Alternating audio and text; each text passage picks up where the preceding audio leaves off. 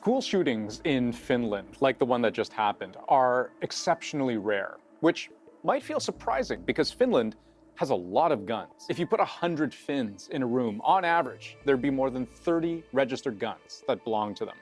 That's about as high as you'll find in all of Europe, and it puts Finland in the global top 10 of people who love their guns. Strange for a country we more often associate with saunas, fresh air, and heavy metal. So what's the connection, if any, between the large number of registered firearms in Finland and the most recent school shooting? It was just after 9 a.m. local time. Students were just coming back to school after Easter weekend. Then police got the call. There's been a shooting at a school outside the capital, Helsinki. Police say they arrested a suspect. The shooter, police say, a 12-year-old student, shot 3 other 12-year-olds. 2 of them were taken to hospital with serious injuries. The other died on the scene. The suspect fled, but police caught him, arrested him without incident with his gun, which police say was licensed and belonged to a relative.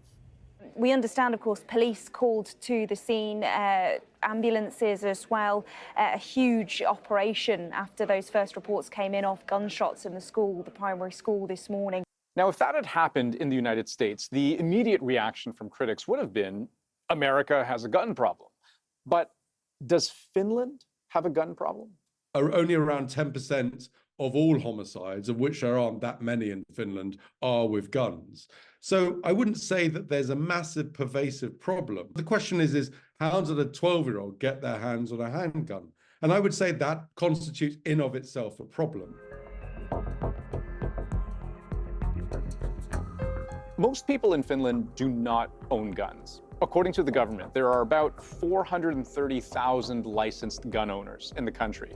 Of people who can legally own one, that's maybe 1 in 10 people. And just to compare, that's not far off the gun ownership rate in Canada. Finland and Canada are also pretty close in the number of registered guns in circulation per 100 people.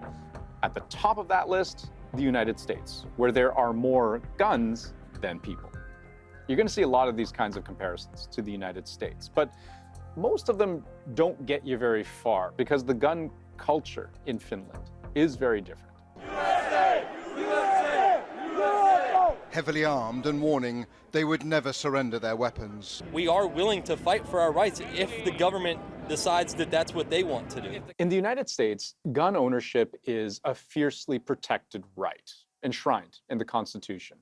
In Finland, there is no such protection, no such entitlement.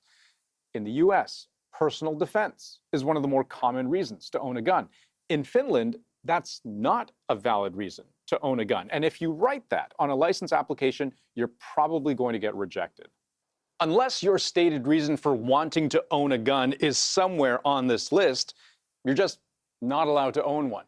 The vast majority of gun owners in Finland fall into this first category, hunting. Sport shooting is the second most common reason to own a gun. But even then, you can't just waltz into a police station where you get your license and pinky swear that you're only interested in guns for sport. If you're a hunter, the gun that you're using is tied to your license. And if it's not a good match to the game that you're hunting, you'll get rejected. If you just shoot recreationally, they'll ask if you're part of a club. And simple membership isn't enough. If you don't frequent that club and show proof, you can get turned down. Depending on the gun you're trying to get a license for, you may need 12 months of club experience to qualify. And when you stop being a club member, if you're inactive for too long, you lose your license. There are basically no real checks and balances. You don't have to go for a full-length interview. You just have to make sure you don't have a criminal record and you apply for a gun license. But the question is what type of guns can you then get access to? Clearly, in this case, a handgun was used by a 12-year-old. That 12-year-old wasn't the owner of the gun. That gun was owned by a relative. But nonetheless, you can get access to a handgun. None of this is to say it's particularly difficult to get a gun in Finland. It just takes time. There's a great deal of intentionality that goes into acquiring and keeping one. And even if you do, the law ensures you probably aren't carrying it on you the vast majority of the time. 2007 and 2008 were dark years for Finland. That's when two of the country's deadliest mass murders ever took place, and both happened at school. 8 people were shot and killed in the first shooting, and 10 were killed in the second, before, in both cases, the shooter turned the gun on himself. Both were reportedly inspired by the Columbine school shootings in Colorado nearly 10 years earlier. There were some changes, however, in Finland. They did raise the availability of gun license applications from a 15-year-old to an 18-year-old, although a 15-year-old can now use a neighbor's gun or a relative's gun if they are on the ticket. So it's just about ownership as opposed to the use thereof. After those shootings, Finland immediately increased the minimum age for gun ownership to 18. The legal age to own a handgun later went up to 20. They gave police more power to restrict who can or can't own a gun. And since then, the gun homicide rate did drop. According to one European study, there were 317 gun-related homicides in the span of 15 years. More recently, that worked out to maybe, on average, 1 a month. That's in a country of more than 5 million people. Bottom line, while any gun death is, as they say, one too many, Finland's gun homicide rate is quite low.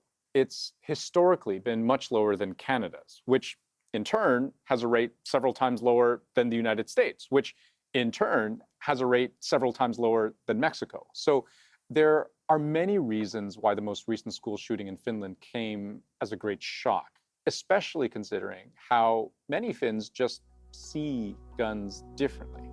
I would say that the relationship with guns in Finland is not too dissimilar to the relationship that many of your viewers in Canada would have, that it's about hunting rights, it's about a link to nature, a link to the past, and obviously there is indigenous cultures, both in Canada and in Finland, who have long traditions of hunting. We've yet to see if there will be a similar call after this most recent shooting to tighten gun laws in Finland, as we saw in 2007 and 2008. But people are, understandably, still processing exactly what happened.